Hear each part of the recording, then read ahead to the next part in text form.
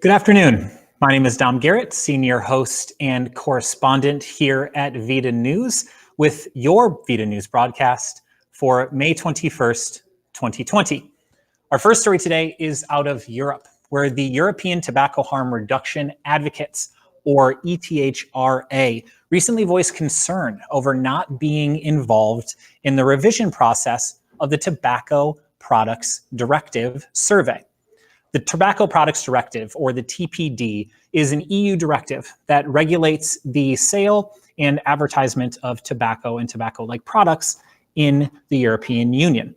In 2014, this directive was actually revised to include alternative nicotine products. This directive was to help the health and ensure health and safety of citizens in Europe, as well as improving the functioning of the internal tobacco market. And not unlike other tobacco control policies, it is not without its flaws and unintended consequences. One of those, for instance, is the fact that they capped the level of nicotine e-liquids to 10 milliliters, which actually has caused a lot of plastic waste. Now, the ETHRA sent an open letter to the organization that was preparing the questionnaire, saying that they were worried that the questions would focus more on policing tobacco harm reduction products instead of seeing what the efficacy of them has been so far. Now, not long after they sent that open letter, someone acting on behalf of the European Union reached out to the organization, letting them know that they would indeed be included in future survey-based questionnaires and that entire process.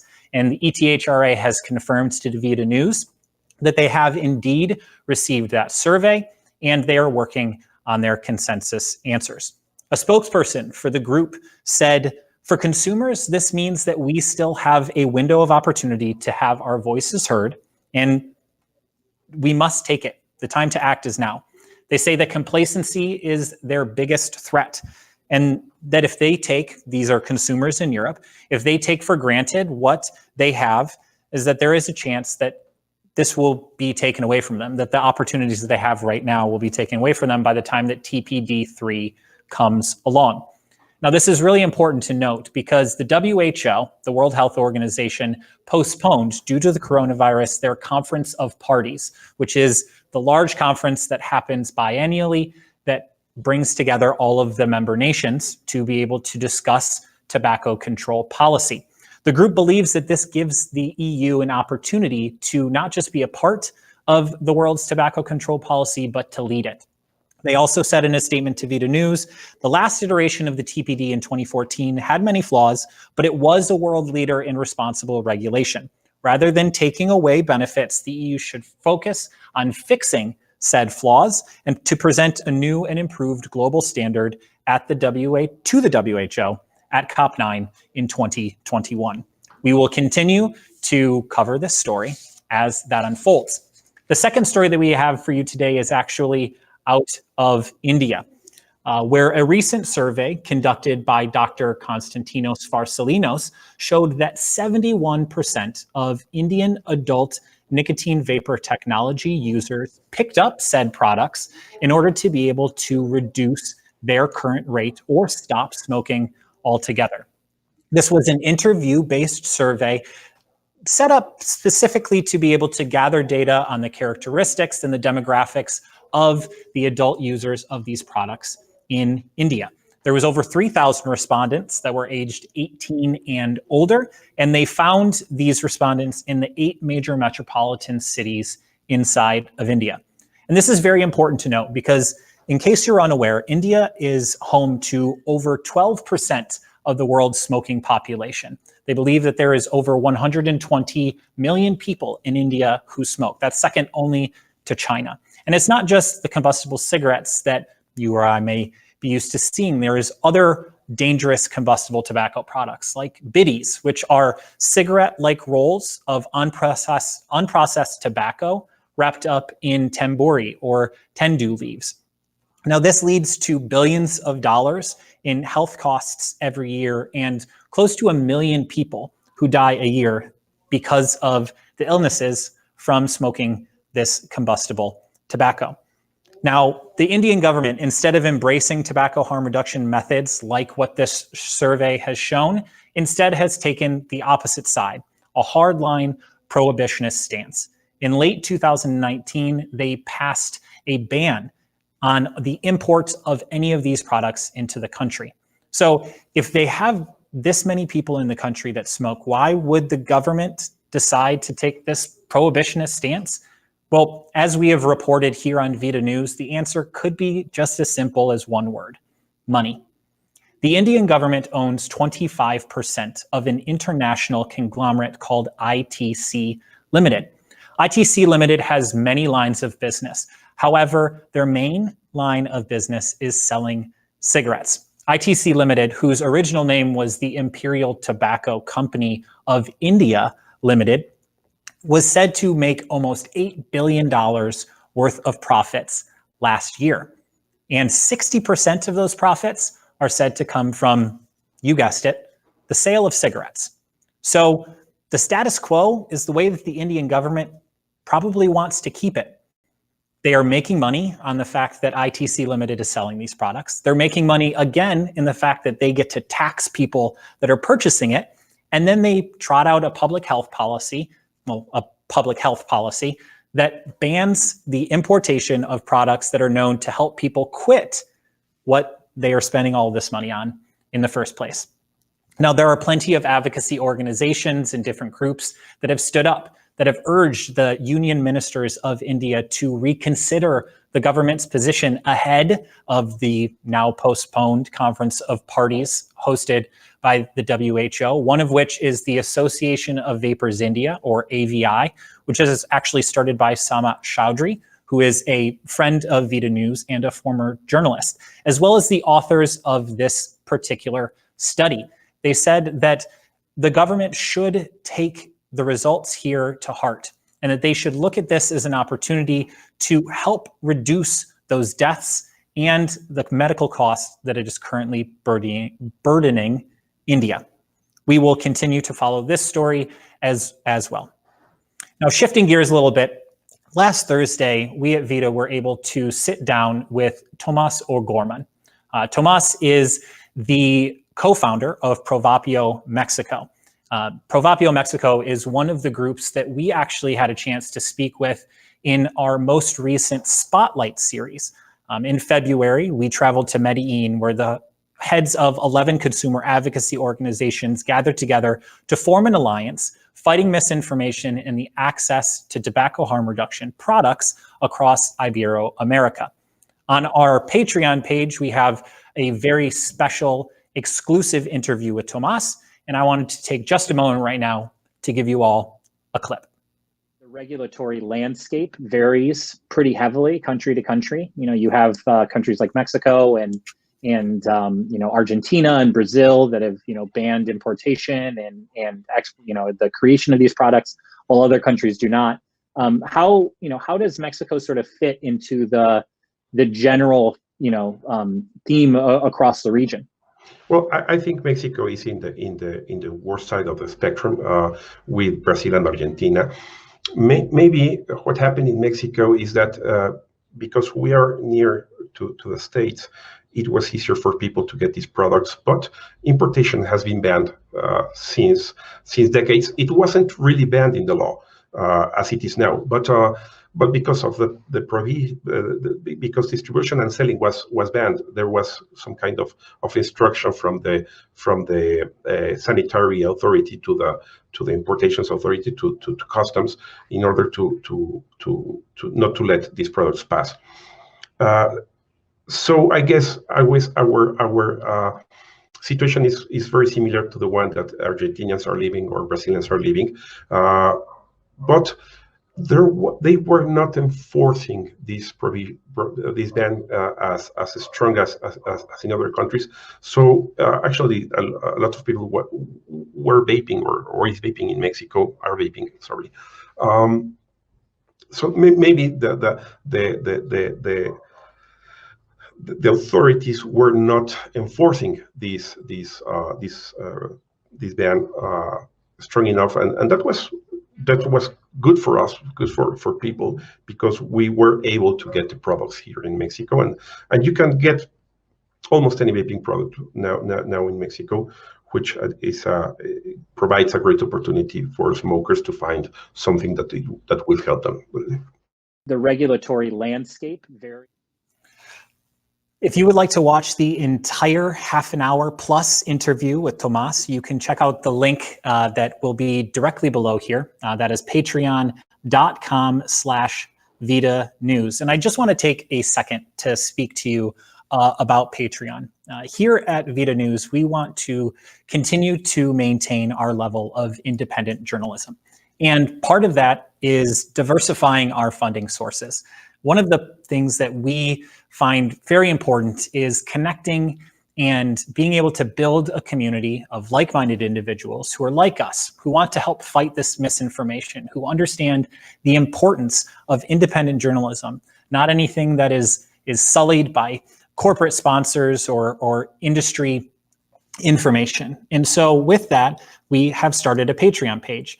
If you go there, you can see that we have multiple tiers that you can join into, varying levels of support, everywhere from $1 a month all the way up to $50 a month. And there's a lot of really awesome content that we will be bringing you on Patreon as well. That interview that we have with Tomas, we have many more that are like that are lined up, that are Patreon specific. We have behind the scenes content. You can gain early access to our future Spotlight series, get shout outs in our newsletter, thank you video from myself and our VIDA staff, as well as swag. Everybody loves swag. So we have stickers, coffee mugs, t-shirts, hoodies, tote bags. We wouldn't be a news organization if we didn't offer you a tote bag. So we have those as well. So please make sure to check us out at Patreon. And we appreciate all of our current Patreon supporters and hope that you will be able to join us there. Okay, I want to tell everybody a little bit of a story. I'm going to tell you a story about a friend of mine named Ray. Now, Ray lives in Nova Scotia. If you're not sure of where Nova Scotia is, it's on the eastern side, on the Atlantic side of Canada. It's a relatively small province. There's about 1 million people that live there. It's just shy of 3% of the Canadian population. Ray is a father. Ray is a grandfather. Ray is a retired mechanic, though he will tell you that he still likes to tinker around and try to fix things. And for the last 5 years, Ray has lived with his girlfriend, Ruthie. Ray will describe Ruthie as his partner. He describes Ruthie as his friend, but most importantly, he describes her as his soulmate. The two met many years ago, and although they were never legally married, up until recently, they have been living together happily in Nova Scotia. Ray was actually taking care of Ruthie. You see, Ruthie has dementia, and unfortunately, over the course of the last couple of months, her health has deteriorated. And I say that they lived together up until recently because right now, as I am speaking to you, because of outdated policies and misinformation and a lack of education, Ray and Ruthie are separated. You see, Ray used to smoke cigarettes. He smoked them for a long time too, about 45 years. But it was one day after his daughter's birthday, in January of 2014, that Ray was told by the doctors that he had developed emphysema. Now, when you get a diagnosis like emphysema, there are a couple of treatment options, two of which require surgery. One is a lung transplant. The other is a lung reduction surgery. Unfortunately, Ray's doctors told him that they did not like his chances of survival. Now, the third option for that is chemotherapy. And if you know anybody that has had to go through chemotherapy, it is a long road. It is a difficult one. It is painful and it's not guaranteed. Ray decided against that third option, and the doctors told him that he had 3 to 6 months to live. Now, when Ray found that out, he wanted to extend his life as much as possible. He wanted to squeeze everything out of the time that he had left, and he realized that the first step in that was quitting smoking cigarettes. So he did his research. He, did research like any of us might to figure out what would work, and that's when he came across nicotine vapor technology. Now, he thought, why not? He purchased some products, got some liquids, and he said that he sat down one morning with his coffee, took a puff, just to see how it would work. And then he went back again and again. And from that day forward, Ray never touched cigarettes, never touched them again, never had a single other cigarette.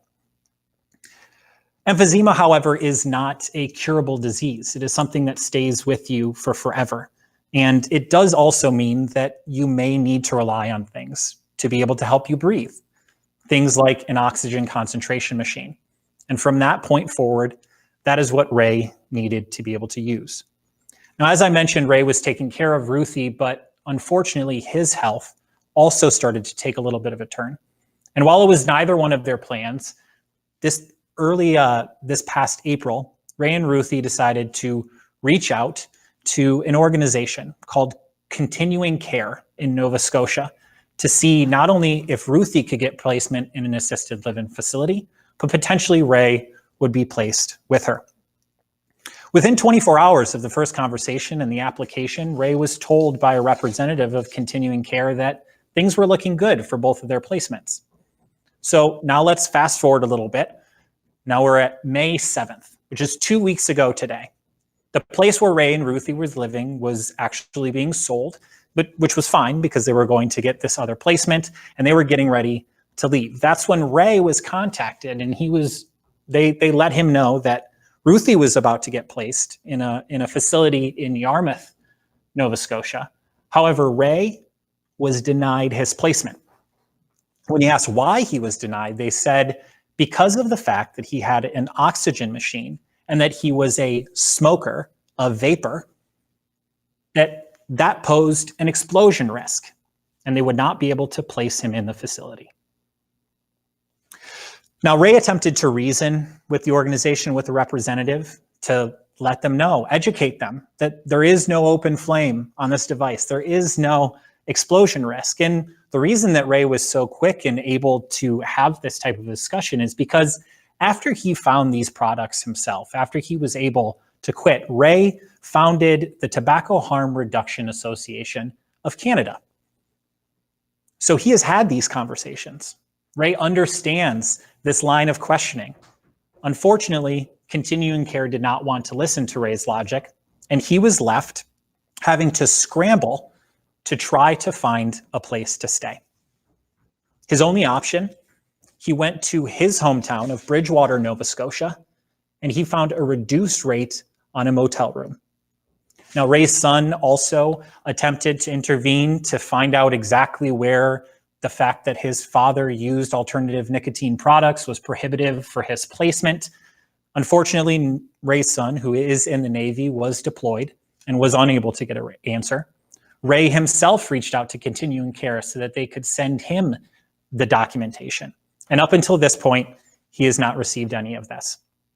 So at this point, we have a man who requires oxygen to be able to help him live, who is scrambling to be able to find a place to live in the middle of a global pandemic. At this point, Ray is now in Bridgewater. Ruthie is in Yarmouth.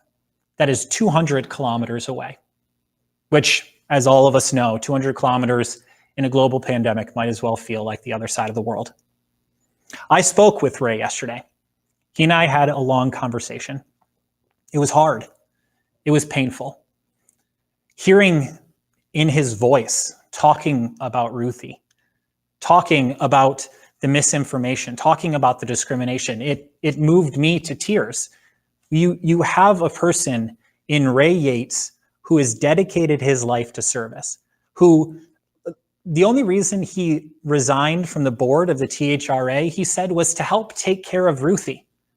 Now he cannot even do that. His soulmate separated. Ray was hurting.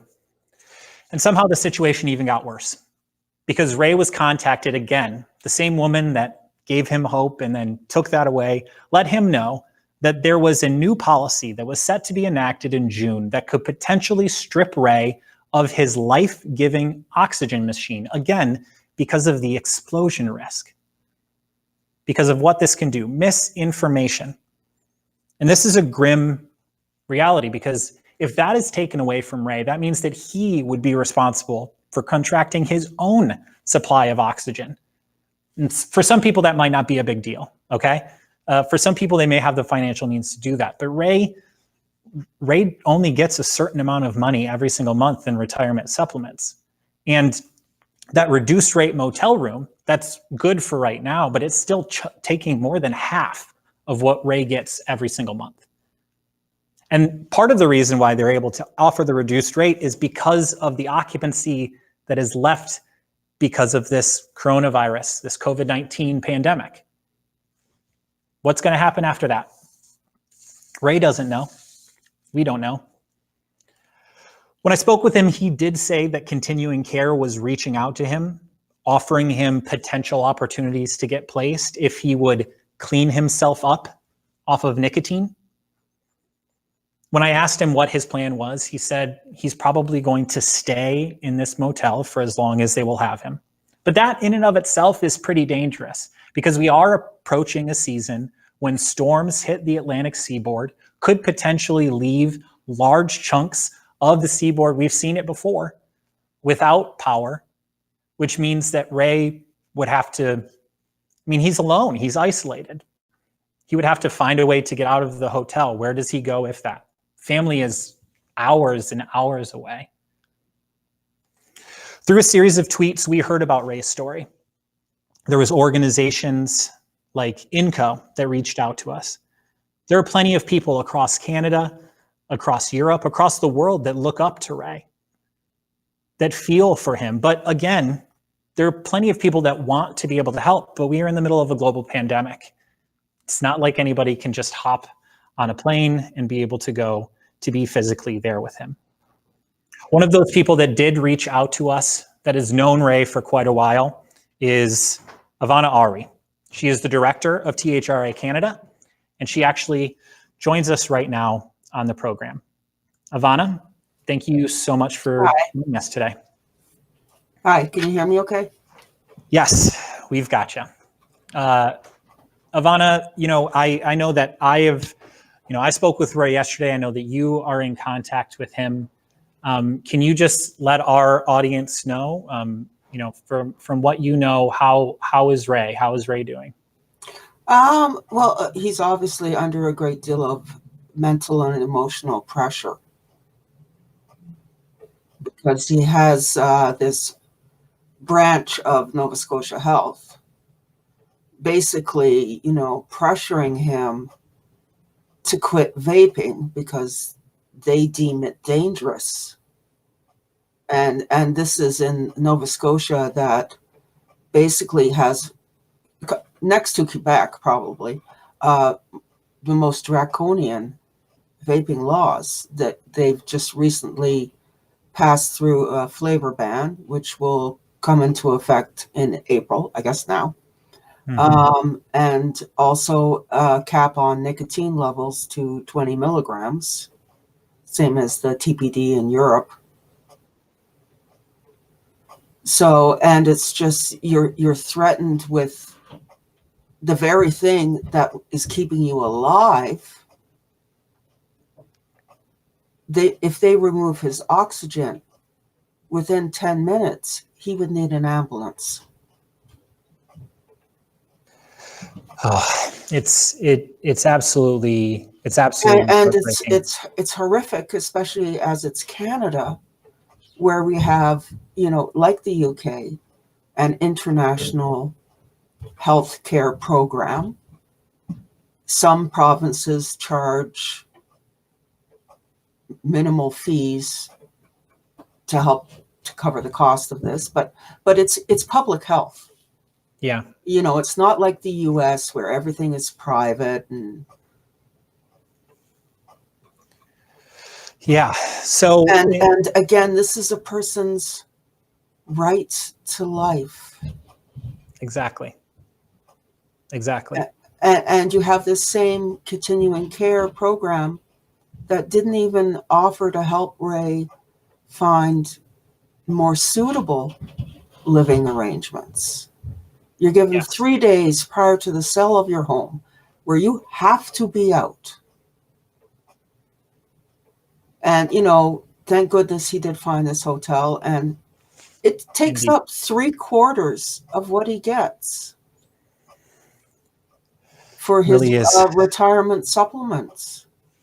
It's And it's it's such a shame. Ray is a friend. He is my mentor. He is why I got involved with THRA in the first place. You know, as a consumer organization, like there's lots of industry related ones that stand up for vapors' rights, and we appreciate it.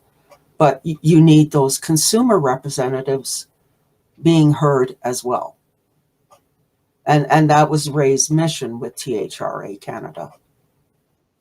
So, just taking a little bit of a step back, can you give our audience a little bit of just an overview about THRA? Obviously there is a lot of, provincial laws. Yeah. Can you sort of give our audience sort of just an overview of how harm reduction in Canada has been up until this point and what you all are working on? Okay, well, again, we're a consumer organization, and it was formed back in 2014 with Ray Yeates and Andy Provost. Andy Provost, I think he left about a year after it started and went off and did his own thing, and Ray sort of carried on with it. And it was just really to make sure that the consumer's voice was being heard at Health Canada, at the provincial levels.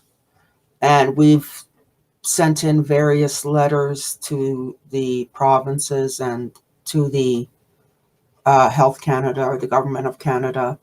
Back when Bill S5 started, we helped steer mount a petition in, what was it, 2017? No, 2018, when Bill S5, which is the Tobacco Vaping Products Act, and we collected over 1,000 signatures, almost 12,000 signatures, or sorry, not 12,000, 1,200 signatures, protesting various things that were within this bill, because we wanted vaping products to have their own separate category because they were not tobacco. Okay. But that seemed to go on blind ears.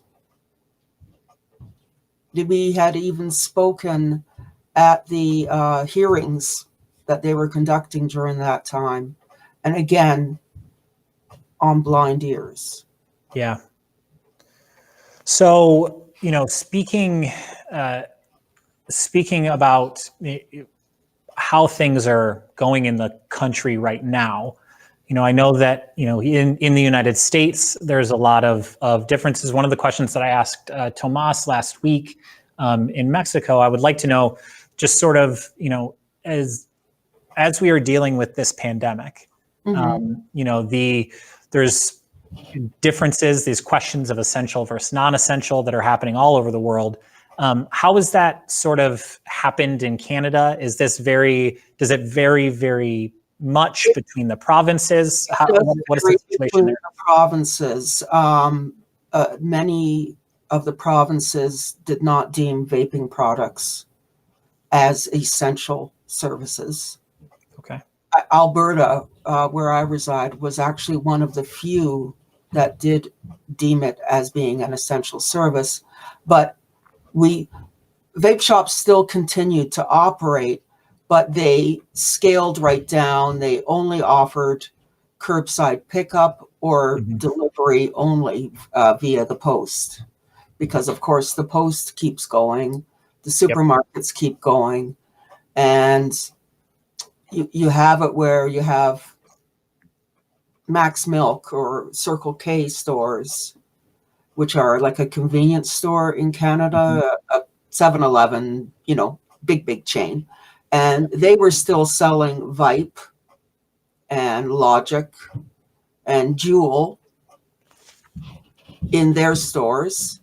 And of course, you've got this little independent store where they couldn't even have people come into the independent vape shop and buy the product they needed.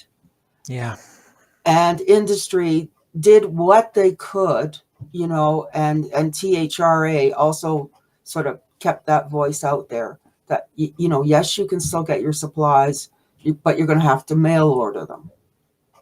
And much like before, you're going to have to show ID and those regulations that are put in place. Now, however, in Quebec, they couldn't even do that.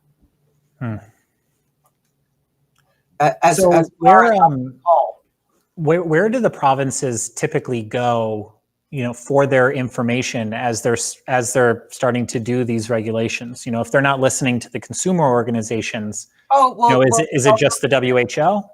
No, they're going to the WHO. They're going to people in the United States with their youth uptake studies. And basically, a lot of the misguided regulations that are coming out are based on youth uptake. And again, as my friend Kevin Crawley says, great to follow him on Twitter. When you take the studies that they do, it only equates to 0.06% of youth that are daily vapors. Because when you compare cigarettes to vaping, with vaping, they count one-time try as being an addict. With cigarettes, they have to consistently show over the course of a month that they're vaping or smoking 20 odd days of that. If they experiment with one cigarette every 2 months, they don't count them as a smoker. But if a youth is at a party with a bunch of their buddies and it's like, here, try this. One puff and that person is considered a full-time vapor.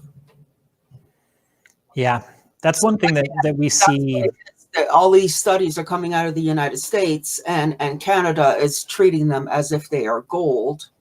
And we know full well, follow the MSA blood money path, and you get your answer as to why the US does not want these products around. Unless, of course, Big Pharma announces their own version of them that they can jack up the price 40-50% on. Yes, it's something that we are trying our best to be able to fight that misinformation ourselves. So, on the province that you live in Canada, some rules are stricter than others. British Columbia just recently announced, and I spoke at a rally they had there that was organized by Rights for Vapors. And I spoke on THRA Canada's behalf about the real picture, what was going on behind the youth epidemic or the false youth epidemic. But they've pushed through, they're pushing through, they're trying to push through the 10 mil bottle size. And they're trying, much like what we were talking about in Europe. And then beginning in April, they put in a 20% tax on vapor products. But what's really bothersome, and I think it wouldn't have bothered the consumer so much if it was just the nicotine liquid, but it's everything about the vape that is taxed. So you've got your drip tip, which is a $5 or $6 item. Suddenly, this drip tip is a taxable item. But an ashtray, a lighter, they're not considered tobacco. This package of batteries, which I can use in an Amazon flashlight, will be taxed another 20%. So again, you take your, a very simple setup, and this is really old school EVOD. That would probably cost you, I don't know, $40, $50 for a setup fee. would suddenly have another 20% added on it, plus the e-liquid that the person purchased. So Prohibitive, very prohibitive and very restrictive. yeah, It's, and you know, Alberta is talking about the same thing. They're talking about potential flavor bans on certain flavors and a 20% tax. Nova Scotia is talking the same thing. So it's basically dominoing across the whole continent. yeah.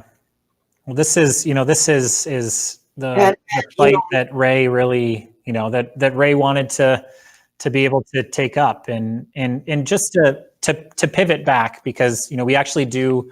I appreciate the questions that we have coming in, through Facebook and YouTube and Twitter. Please make sure to continue to bring those in. But I do want to ask you in particular, because you are, you mentioned that you obviously have worked with Ray. You're a friend. He's a mentor. I was wondering if you can just take a little bit of time to sort of speak on behalf of others that know him, that have worked with him. What does, the outpouring of love and support that we have seen on social media has been swift and massive. Can you just sort of tell us, like, what exactly does Ray Yeates mean to the harm reduction community? he's one of the pioneers. He's one of the pioneers in Canada. Like I know you have Vaping Greek in the USA, who they would consider to be one of the pioneers in standing up for advocacy. Ray became active very early, keeping in mind that the vaping scene probably really didn't start kicking off in Canada until 2014, 2015. And that's when it started to really sort of grab hold here.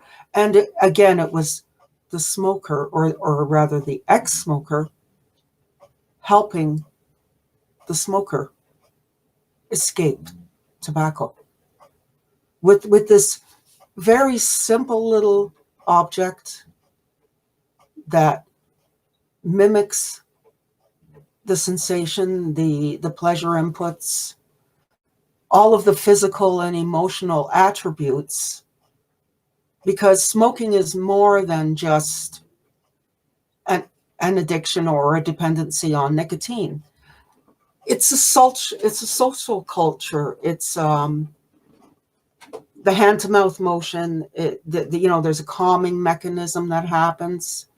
So it's not just physical, but it's emotional attachment to it. And with Ray,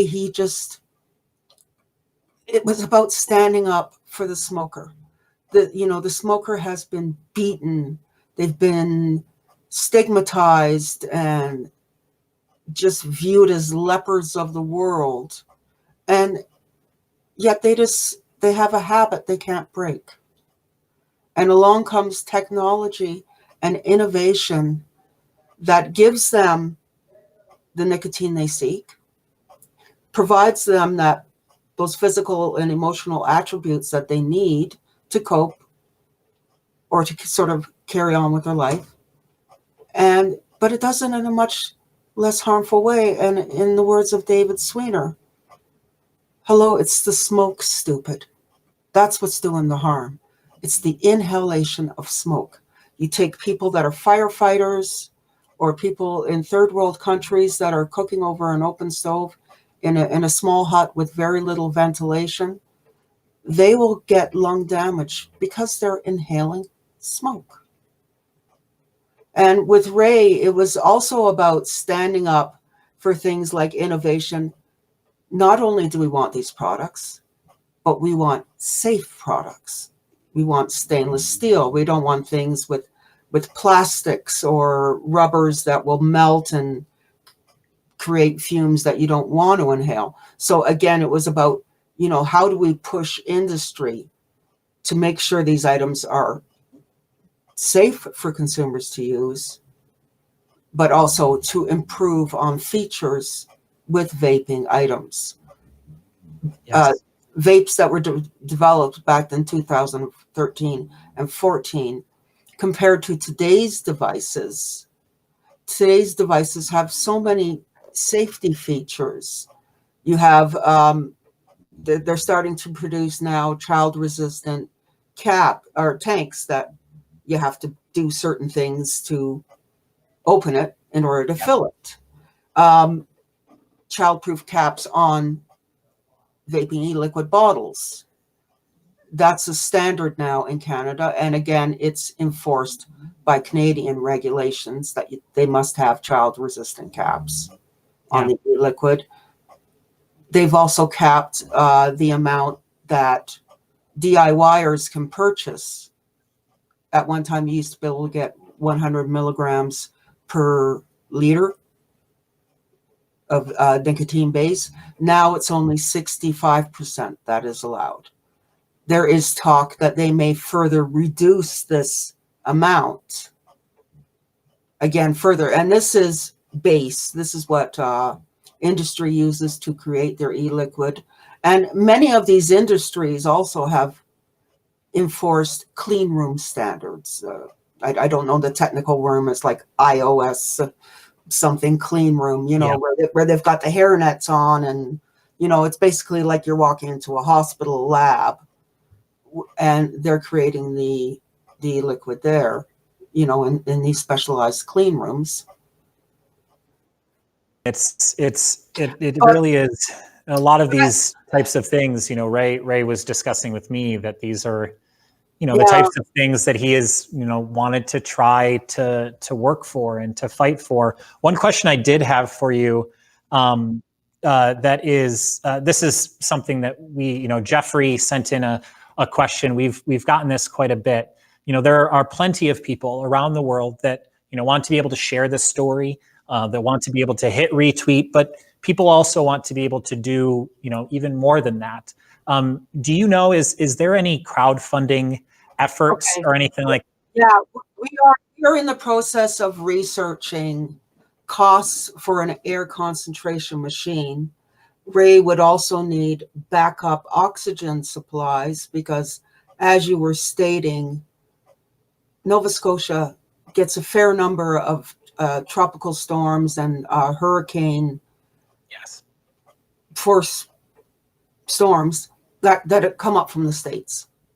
I recall last summer, Ray being really worried one time because there was a storm. They had their power knocked out.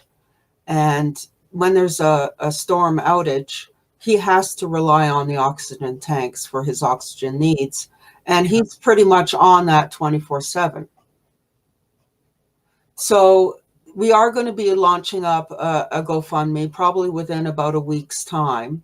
Okay. Again, we're just researching costs, and we're also trying to find a place within Canada, hopefully, that is able to deliver it to him, to Nova Scotia, and in a timely manner as well. I know Ray had sent me a link for one company in Canada, and you look at it and it's like they're all back ordered 15 to 30 days. That's no good.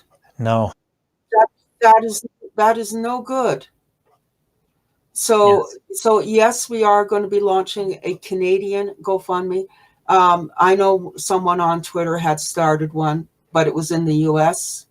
And as much as we appreciate it, we had to say to him to shut it down because Ray would have had a harder time obtaining the funds from someone who had a USA bank account. So it needs to be set up in Ray's email, so it would go directly to Ray's own bank account. Okay. So we are working on it. It's just really a case of it has to be worded right. We don't know what is happening with this Ray and potentially being given another month to so-called quit vaping. Yeah. I know he had said to me the other day that the person who was telling him this stuff says that her supervisor wants Ray to call. Now, I haven't heard the update on it since then. This was supposed to happen.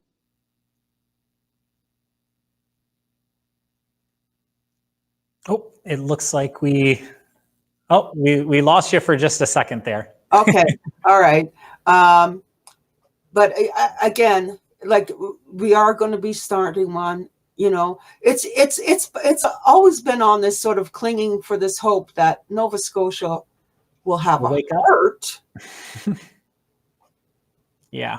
And, you know, and that's why I keep saying to people on Twitter, keep using the hashtag Save Ray Yeates. Okay. You know, like Yeah. you can follow me. I'm called Vaping Squirrel on Twitter, and I like squirrels. We all like squirrels. We all Much like we all like squirrels, and around here we all like Ray Yeates as well. And yeah, and it's like, you know, and it's as Kevin Crawley would say, you know, you've got this cranky old man, and that's his nickname, and he loves his nickname. it's a loving nickname. Yeah, because he stood up, and Ray also helped Kevin Crawley basically see the light as to what was going on with governments, with the hiding, with the corruption, with all of it deeming back to how do we get these people back to smoking so we can start collecting more money from them. Because do they really care about life? And, you know, and I'm going to read a quote, and this is actually from the Canadian Charter of Rights in Section 7. It states that everyone has the right to life, liberty, and the security of the person, and the right not to be deprived thereof, except in ordinance with the principles of fundamental justice. So again, Ray has the right to life. Indeed. And Indeed. this Nova Scotia Continuing Care branch is threatening to take away what is keeping him alive.